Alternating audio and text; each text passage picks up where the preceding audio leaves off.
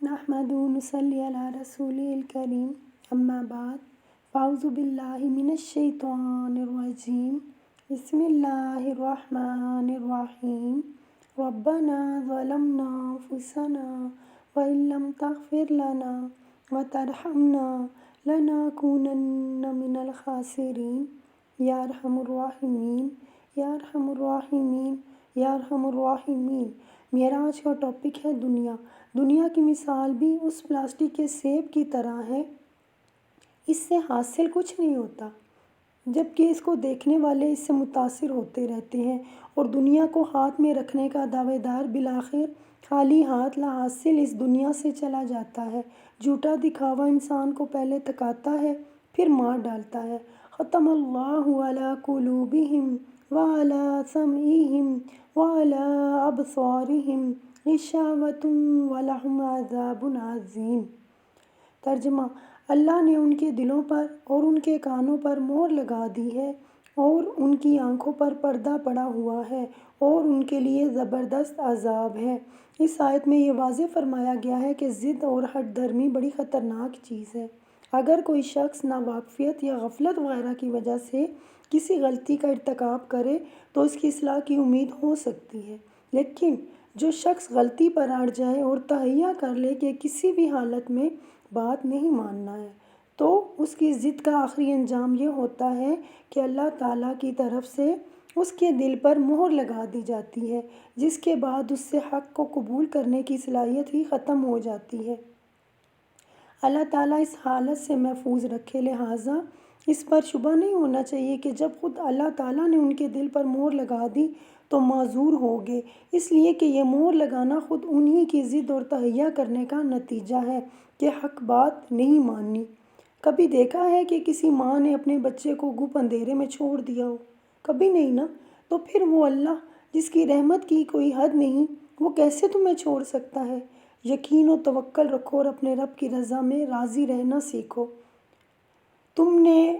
تم رب کے لیے گناہ چھوڑ دو، اس کے لیے غلط راستے ترک کر دو، ہر شہوت دنیا پہ صبر کرو، کیونکہ میرا رب وہ ہے جو کسی کی قربانی اور صبر کبھی ضائع نہیں کرتا۔ جن راہوں کو آپ اللہ کی خاطر ترک کریں گے انہیں وہ بے اجر کیسے رہنے دے گا؟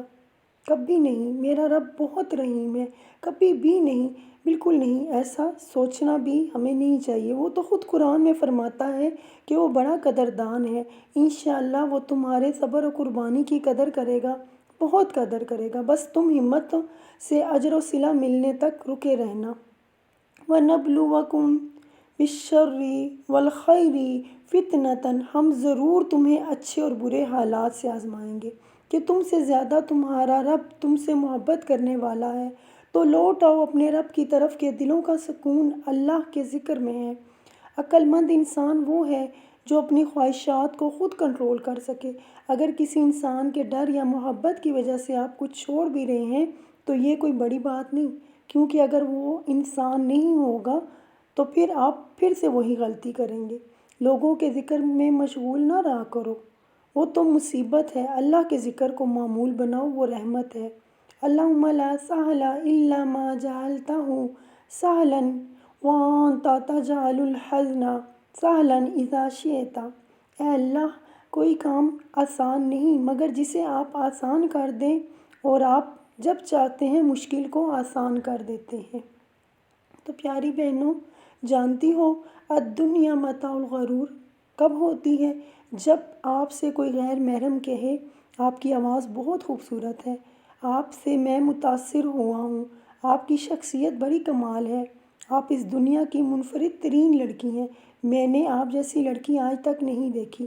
یہ اور اس جیسے بے شمار جملے جب آپ کی سماعت میں گونجنے لگے تو جان لیں آپ متاع الغرور کے کنارے پر پہنچ چکی ہیں۔ پیچھے مڑ کر دیکھ لیں اور واپس آ جائیں اور اپنے رب کے بہترین جملے کو سنیں، اے اطمینان والی روح، اپنے رب کی طرف لوٹ آ۔ یہ کلمہ متاع الغرور کے جملوں سے کئی گنا زیادہ طاقتور ہے، اسی میں نجات ہے۔ اچھی لڑکیاں رب کی مقرر کردہ حدود میں رہ کر خوشی محسوس کرتی ہیں۔ ان مع العسر یسرا، ترجمہ: بے شک ہر مشکل کے ساتھ آسانی ہے۔ اللہ تعالیٰ اپنے بندے کی طلب کبھی ضائع نہیں کرتا۔ اپنی مانگی ہوئی دعاؤں پر یقین رکھیں، وہ رحمان ہے، رد نہیں کرے گا انشاءاللہ۔ کبھی آپ نے سوچا ہے کہ ہمیں دین کس وقت یاد آتا ہے، یا دین اسلام میں جن چیزوں کو منع کیا گیا ہے ہم واقعی ان چیزوں سے جو منع کی ہوئی ہیں دور کب تک رہتے ہیں؟ آئیے میں آپ کو میری، آپ کی اور عموماً سب کی سوچ کی طرف لے کر چلتی ہوں۔ ہم شاید دین سے اتنے دور ہو گئے ہیں کہ ہمیں اللہ تعالیٰ اس وقت زیادہ یاد آتے ہیں جب ہم غلط نہ ہوں اور کوئی ہمیں سب کے سامنے غلط قرار دے۔ اگر اور ہم کو اللہ تعالیٰ بیماری میں یاد آتے ہیں، پریشانی یا مشکل میں یاد آتے ہیں، اور یہ ہمارا ایمان تو ہے لیکن شاید یہ بہت کمزور ہے۔ رہی بات منع کی ہوئی چیزوں سے دور رہنے کی، تو بالکل ہم ان چیزوں سے دور رہتے ہیں، یا تو ہماری ان چیزوں میں دلچسپی نہیں ہوتی، یا ہمیں وہ کام کرنے کے بعد معاشرے کا برادر عمل یاد آ رہا ہے، لیکن اسلام کے اور اللہ کے ڈر سے نہیں چھوڑتے ہیں۔ اگر دلچسپی ہوتی اور معاشرہ نہ ہوتا تو اسلام قطعی یاد نہیں آئے اور ہم وہ گناہ کرتے جائیں۔ ہم مسلمانوں کا یہ ہے ہمارے اسلام سے تعلق۔ تو ہمیں سوچنا چاہیے کہ ہم اللہ تعالیٰ کی خاطر چیزوں کو چھوڑیں، نہ کہ اس لیے چھوڑیں کہ فلانا کیا کہے گا، تو فلانا ہمارے بارے میں کیا سوچے گا۔ انما الاعمال بالنیات، کہ ہم لوگ کا دار و مدار نیتوں پر ہے۔ ہماری کوئی بھی کام چھوڑنے کی نیت خالص اللہ تعالیٰ کی ذات کے لیے ہونی چاہیے۔ یہ دنیا چند دن کی ہے، تو ہمیں آخرت کے بارے میں سوچنا چاہیے۔ اس لیے اللہ تعالیٰ سے دعا گو ہے کہ ہمیں جو باتیں ہم کریں اس پر اللہ تعالیٰ ہمیں عمل پیرا ہونے کی توفیق عطا فرمائے، اور جو کچھ ہم سیکھے سکھائیں اللہ تعالیٰ ہمیں اس پر عمل کرنے کی توفیق عطا فرمائے۔ اچھی بات پھیلانا بھی صدقہ جاریہ ہے۔ اگر آپ لوگوں کو میری باتیں، میری ویڈیوز اچھی لگتی ہیں تو پلیز چینل کو لائک، سبسکرائب اور شیئر لازمی کر دیں، اور بیل آئیکن بھی پریس کر دیں تاکہ میری ہر نئی آنے والی ویڈیو کا نوٹیفیکیشن آپ کو سب سے پہلے مل جائے۔ اللہ تعالیٰ سے دعا گو ہوں کہ اللہ تعالیٰ ہمیں ان سب باتوں پر عمل پیرا ہونے کی توفیق عطا فرمائے۔ وآخر دعوانا ان الحمد للہ رب العالمین، آمین، اللہم ربنا آمین۔